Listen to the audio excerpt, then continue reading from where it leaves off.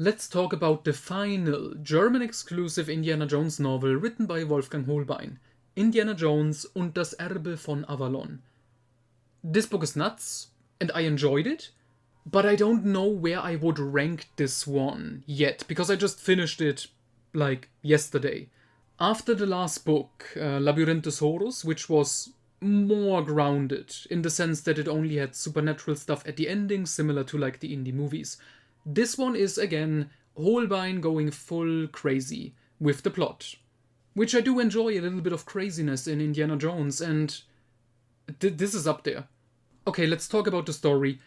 The year is 1940, and the Germans have just started the attack on London, you know, the Blitz, where they start bombing the place. And because of that, an old legend is coming true, and Sir Lancelot and the Knights of the Round Table are traveling from Avalon to the future, present day, 1940, to save England. But Lancelot gets captured by the Nazis. And so Indy has to team up with an old professor and a Belgian girl who's like part of the resistance to free Lancelot before the Nazis can manipulate him to like show them where Excalibur is, you know, the famous sword, because with that they can take over the world quicker. That's the plot. Needless to say, I loved it. It is fucking nuts. And I don't want to spoil too much. The one thing I'm gonna say, the continuity in this book is both good and terrible.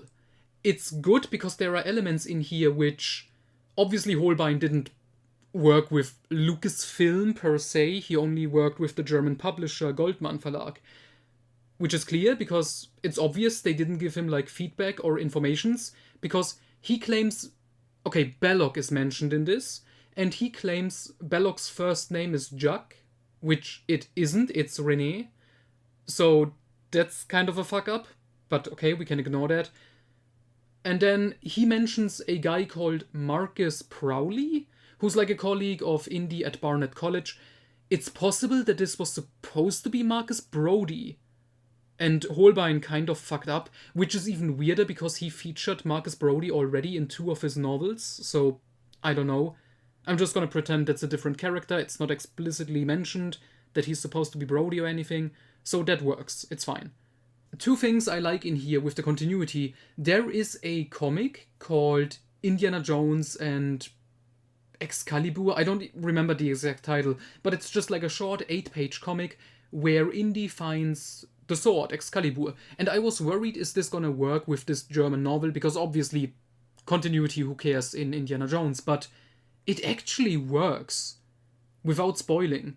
And it's also right around the same time. It also has to do with London getting bombed, which opens the way for Indy to find the sword in that comic. And it works with this novel, which surprised me.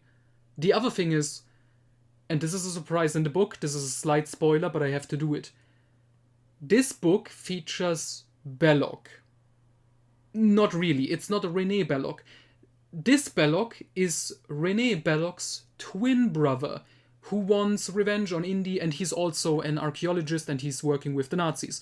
And for a good part of it, we as the reader are left unclear what exactly is going on, if this is actually the Belloc we know from Raiders of the Lost Ark, but then obviously the twist happens that it's his twin.